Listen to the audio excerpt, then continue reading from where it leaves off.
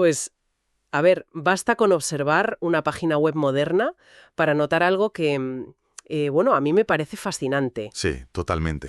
O sea, haces clic en el botón de comprar y fíjate, se hunde ligeramente, cambia de color y rebota hacia arriba con una suavidad que, bueno, que se siente completamente natural. Claro, casi física. Exacto, casi física. La mente registra peso, elasticidad, gravedad. Pero la realidad es que debajo del cristal de la pantalla no hay física en absoluto. Ninguna. Cero. No hay peso ni goma.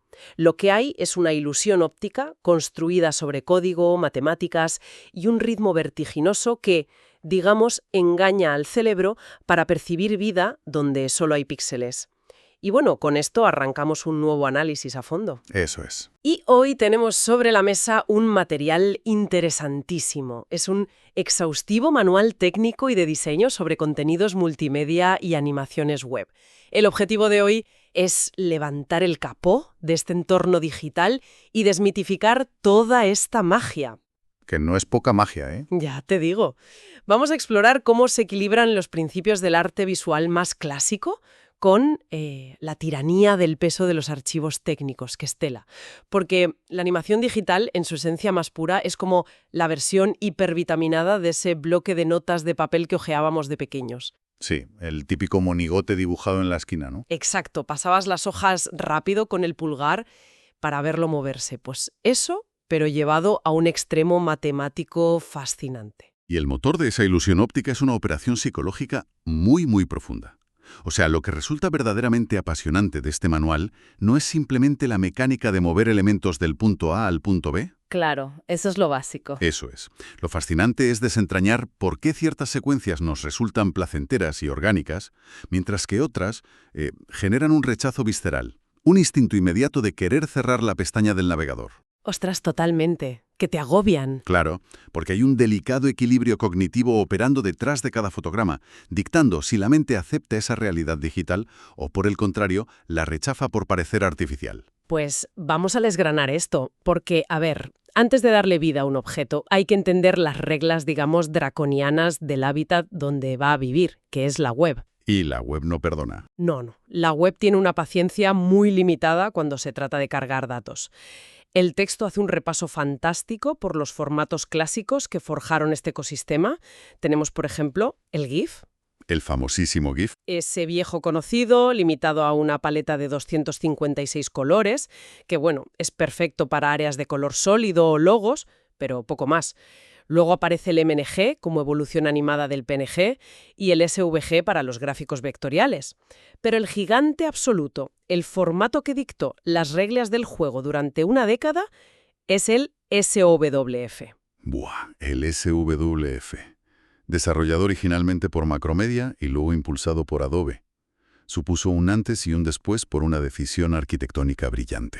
O sea, su naturaleza vectorial. A ver, explícanos esto un poco para quien nos escucha. Pues para ponerlo en perspectiva, un GIF o un JPG guarda la información de cada píxel de forma individual. Si tú amplías la imagen, necesitas más píxeles y, claro, el archivo pesa muchísimo más. Lógico. ¿Se pixela o pesa una tonelada? Exacto. Los gráficos vectoriales, en cambio, no guardan píxeles, guardan fórmulas matemáticas. O sea, un círculo rojo en formato vectorial no es una cuadrícula de miles de puntos rojos. Es una simple ecuación que le dice al ordenador, dibuja un círculo de este radio en esta coordenada y rellénalo de color rojo. Lo que significa que ese mismo círculo se puede escalar al tamaño de un rascacielos y el archivo seguirá pesando exactamente lo mismo, unos pocos kilobytes. Ni un byte más. Es una economía de recursos alucinante, de verdad. Y fíjate que en los primeros días de Internet, cuando el ancho de banda era un lujo escasísimo, la capacidad de ofrecer animaciones complejas e interactivas con un peso tan minúsculo era revolucionaria. Claro, era la única forma de meter cosas chulas sin bloquear el ordenador. Eso es. Sin embargo, el ecosistema web es implacable y el manual documenta un punto de inflexión crítico. Hablamos de noviembre de 2011. Ostras, ¿hace ya? Sí. En ese momento, Adobe tiró la toalla y anunció que abandonaba el desarrollo de la tecnología Flash para dispositivos móviles. El avance del HTML5 era simplemente arrollador. Y a ver, no fue una simple moda pasajera. El SWF era increíble, ¿vale? Pero requería que se tuviera instalado un plugin de terceros en el navegador. Y cuando los teléfonos móviles inteligentes empezaron a dominar el mercado, Ahí se vio el problema real.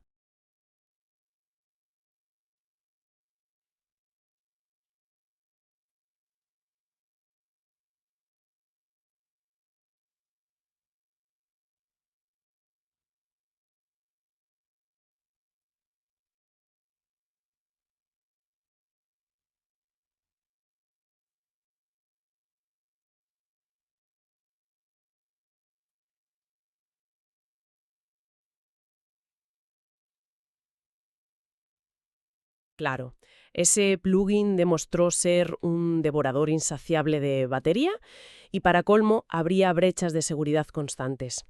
HTML5 llegó como un estándar abierto, permitiendo que el propio navegador leyera y ejecutara las animaciones de forma nativa, sin intermediarios.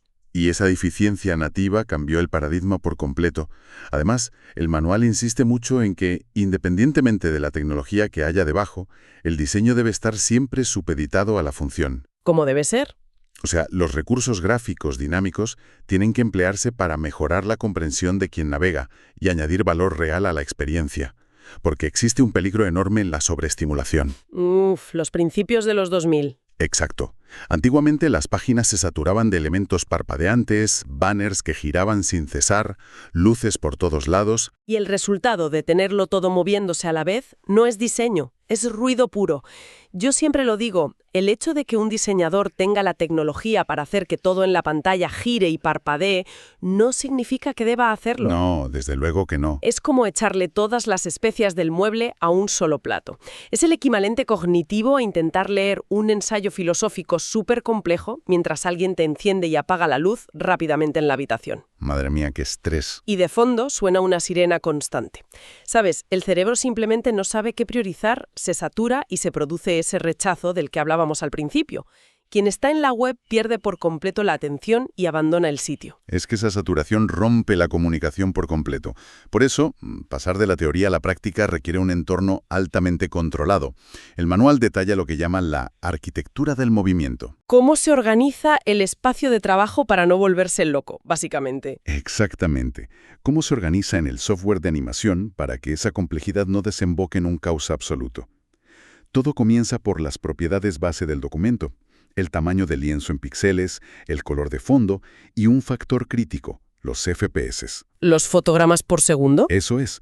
Trabajar a 24 FPS significa que el ordenador necesita renderizar 24 imágenes estáticas distintas para generar un único segundo de realidad fluida en la pantalla.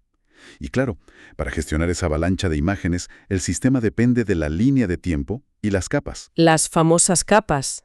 Son como el quirófano donde se opera sin que se mezclen los órganos. Muy buena analogía, sí. El manual pone un ejemplo visual muy claro con un tiro libre en un partido de baloncesto. Tienes una capa dedicada exclusivamente a la canasta, otra capa completamente independiente para el balón y su trayectoria, otra para el campo de juego que sirve de fondo e incluso, fíjate, una capa invisible dedicada en exclusiva al archivo de sonido del bote de la pelota. Todo perfectamente estanco. Todo separadito, pero, a ver, aquí me gustaría hacer un poco de abogado del diablo y cuestionar algo fundamental. ¿Dispara? Tú imagínate a alguien con alma de artista clásico, alguien impaciente que solo quiere coger el lápiz digital y empezar a trazar el movimiento. Este nivel de burocracia técnica, porque no deja de ser burocracia, resulta frustrante. Ya, entiendo por dónde vas. El texto insiste de forma casi obsesiva en que todo elemento dibujado debe convertirse en un símbolo y guardarse en una biblioteca antes de poder usarse en el escenario como una instancia. Yo me pregunto, ¿por qué no simplemente copiar y pegar el dibujo fotograma a fotograma y ahorrarse todo ese rollo de catalogación? Pues, a ver, la trampa de pensar así está en la regla de oro inquebrantable del desarrollo web de la que hablábamos antes. El peso del archivo dicta la viabilidad del proyecto. Claro, los kilobytes. O sea, si tú dibujas un árbol extremadamente detallado, con miles de hojas, y lo copias y pegas directamente en 100 fotogramas distintos, El ordenador registra y guarda la información matemática de cada rama y cada hoja 100 veces sucesivas. ¡Ostras! El archivo final engorda hasta volverse inmanejable, pero al convertir ese árbol en un símbolo y almacenarlo en la biblioteca, el software guarda esa compleja matriz de datos una sola y única vez. Ah, vale, vale. Y cuando arrastras ese árbol desde la biblioteca 100 veces a lo largo de la línea de tiempo, el ordenador solo lee las coordenadas espaciales, ¿no? Exactamente. Está leyendo un puntero que simplemente dice, muestra el gráfico de la biblioteca en esta posición, o ahora muéstralo aquí un poco más pequeño. Es un ahorro masivo de memoria computacional. Es brutal.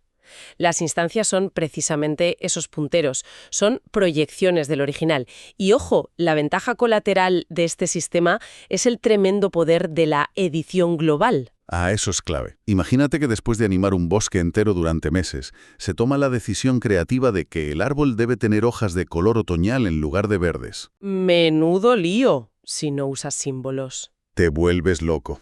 No es necesario modificar manualmente cientos de copias dispersas.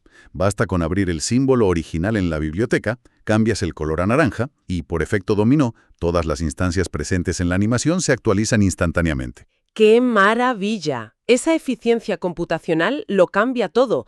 De repente ya no hay limitación por el tamaño del escenario, sino por la capacidad de estructurar esa biblioteca. Eso es. Pero claro, tener objetos bien catalogados y capas superordenadas no significa que las cosas se muevan solas. Evidentemente. Entonces, ¿cómo pasamos de tener un archivo impecable a generar vida real en la pantalla? El manual divide la anatomía del tiempo mediante un código visual de fotogramas. Un fotograma clave, que suele representarse por un punto negro, indica que existe un cambio real de contenido en ese milisegundo. Y luego está el clave en blanco, que es un círculo vacío, indicando ausencia. Y el espacio entre esos fotogramas clave es lo que determina la técnica que vas a utilizar.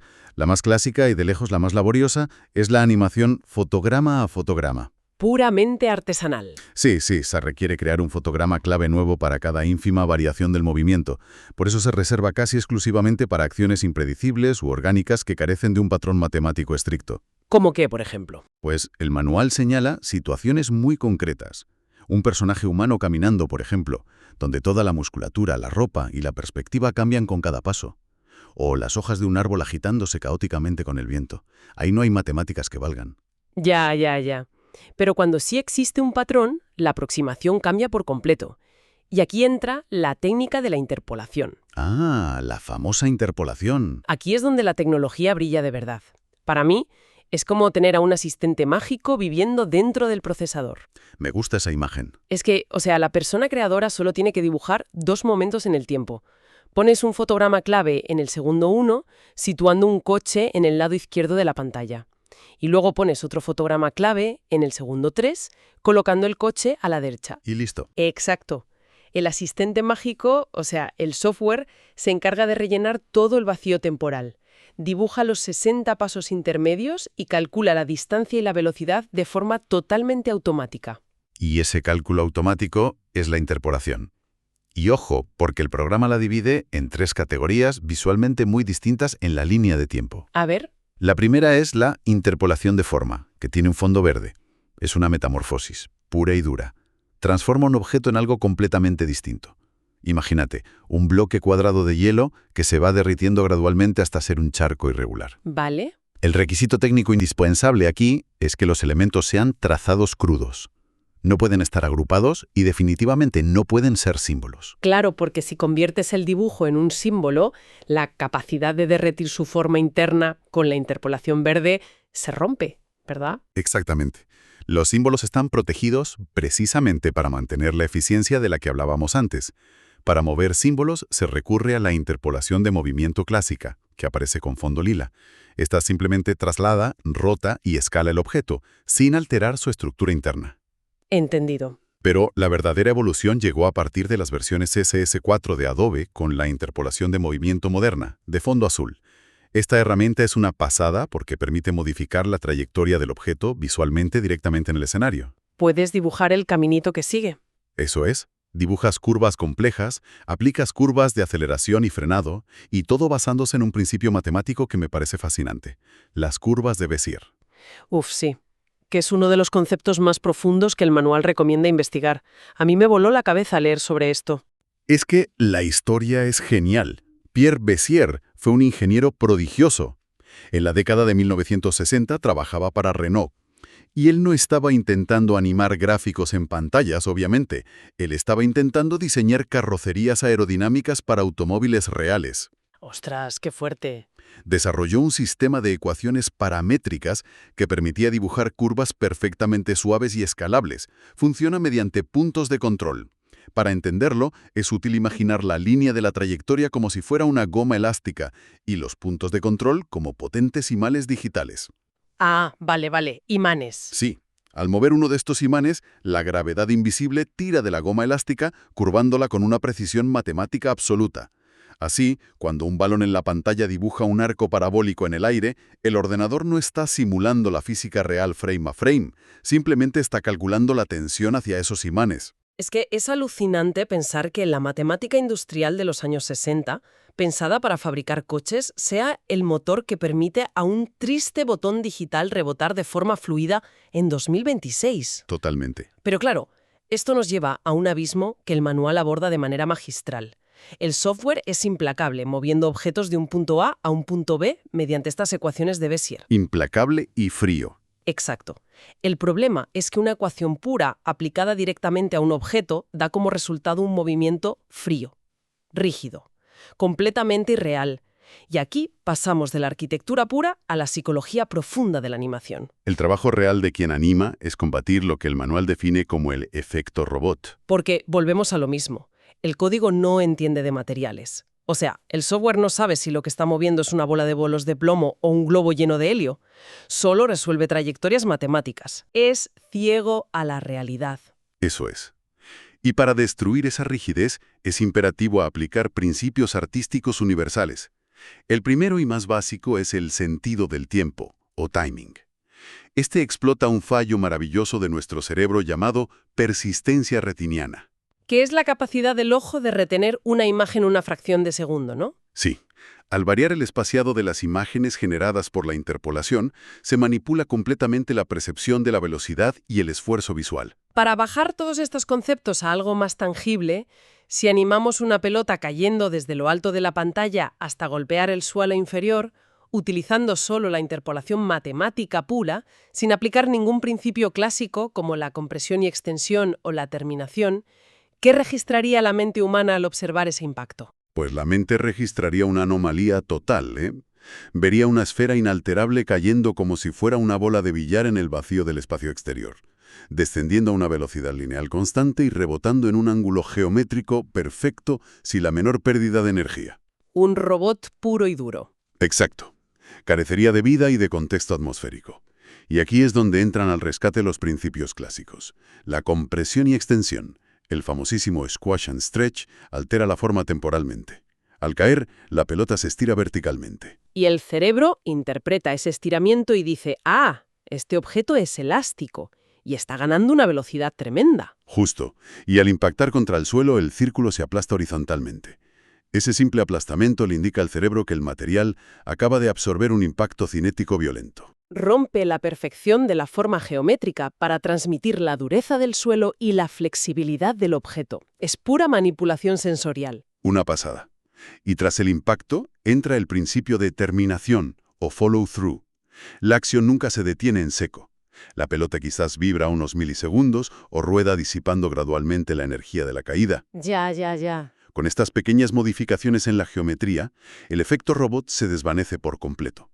El cerebro es engañado para que sienta el peso, la gravedad y el material de unos píxeles que físicamente no tienen nada de eso. Es magia pura. Y ojo, no solo se manipula el final del movimiento, el principio de anticipación manipula el inicio. Si un personaje va a saltar, primero se agacha exageradamente. Esto prepara a quien lo ve, capta su atención y le envía un aviso subconsciente de que una gran inercia está a punto de liberarse. Es literalmente hackear la percepción humana a través de polígonos. ¡Qué barbaridad!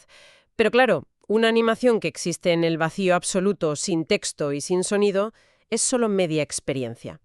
Y aquí es donde, madre mía, la mayoría de los creadores tropiezan.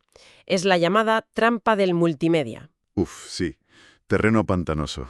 Integrar otros medios sin entender cómo procesa la información la línea de tiempo es la receta para el desastre. Empezando por la tipografía.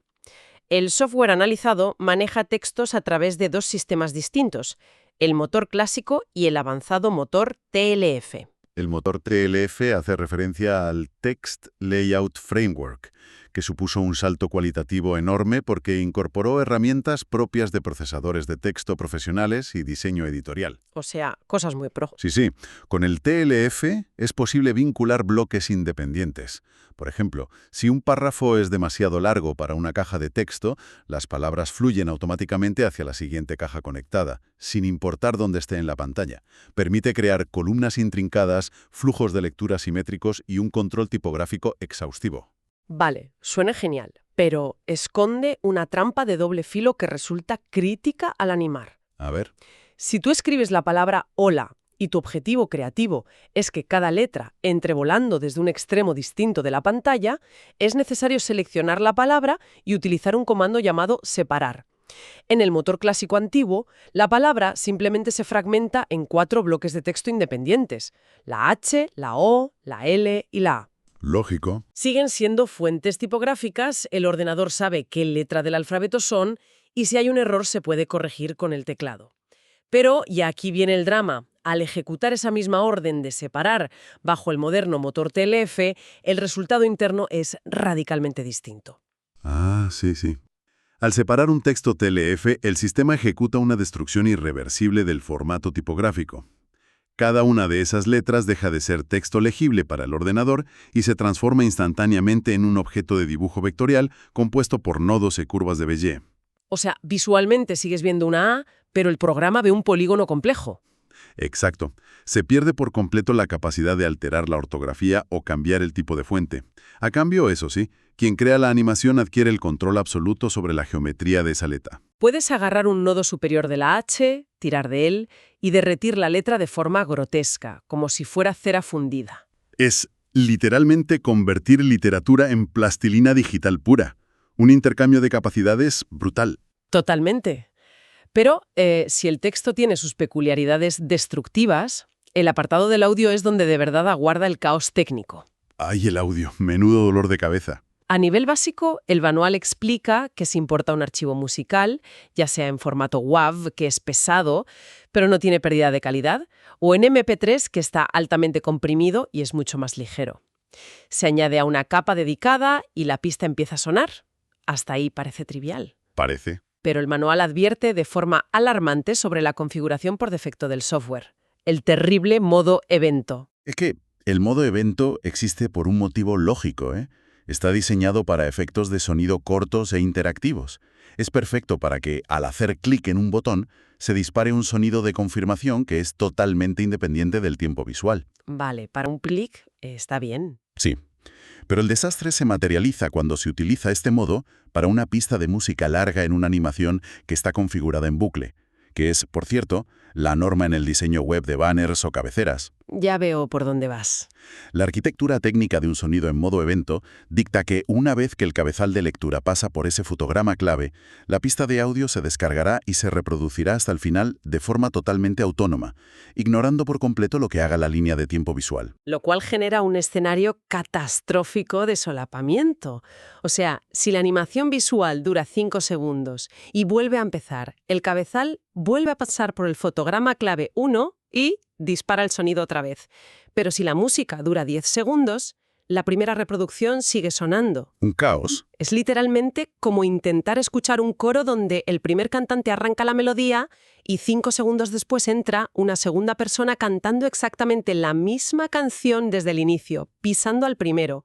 A la tercera vuelta del bucle hay 3 versiones del mismo archivo reproduciéndose simultáneamente, con un desfase de varios segundos. El ruido resultante es una pesadilla de interferencia sensorial. Y por ello la sincronización es el pilar de la integración multimedia. Obliga a cambiar la configuración a modos de flujo que aten los picos de audio a los fotogramas exactos, o a programar comandos de código que silencien los canales al reiniciar el bucle. Claro, ¿no lo puedes dejar en automático? Ni de broma. Y este cuidado se extiende a la elección entre el MP3 y el WAV de la que hablábamos.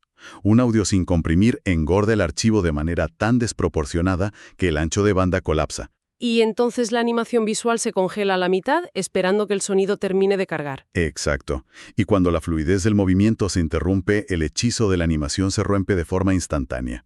La percepción de quien mira vuelve a la fría realidad de que es solo un programa bloqueado. Qué rabia da cuando pasa eso. En el fondo todo se reduce a proteger la ilusión. Desde entender por qué HTML5 desbancó al pesado SWF en la era móvil, hasta el uso obsesivo de la biblioteca de símbolos para engañar al ordenador ahorrando memoria. Eso es. Pasando, por supuesto, por los imanes invisibles de Pierre Bézier, calculando las trayectorias parabólicas, y rematando con la alteración geométrica consciente de aplastar una esfera digital para que el cerebro asuma que existe la gravedad. Son una serie de técnicas y cálculos muy fríos diseñados específicamente para generar calidez y evitar que nos encontremos con entornos robóticos en nuestras pantallas. Y fíjate que conectar todos estos hilos conduce a una conclusión sobre la cognición que me parece alucinante. Cuéntame. Toda la estructura de la animación web bidimensional se basa en explotar metódicamente las vulnerabilidades de la percepción humana. Se manipulan las expectativas físicas y se aprovecha la persistencia retiniana para crear una ilusión de vitalidad asombrosamente persuasiva, utilizando simplemente puntos, líneas matemáticas y archivos superligeros. Ya es fuerte si lo piensas. Lo cual abre un horizonte de especulación bastante inquietante. Si un archivo de apenas unos kilobytes, proyectado en una pantalla plana tradicional, es capaz de manipular la psicología hasta hacernos sentir el peso de un objeto inexistente, Uf, ya veo por dónde vas. claro, ¿qué nivel de engaño cognitivo se alcanzará cuando estas mismas técnicas fundacionales se apliquen masivamente en la computación espacial y la realidad virtual inmersiva? Madre mía. En un entorno donde la frontera física entre la pantalla y el campo de visión humano desaparece por completo.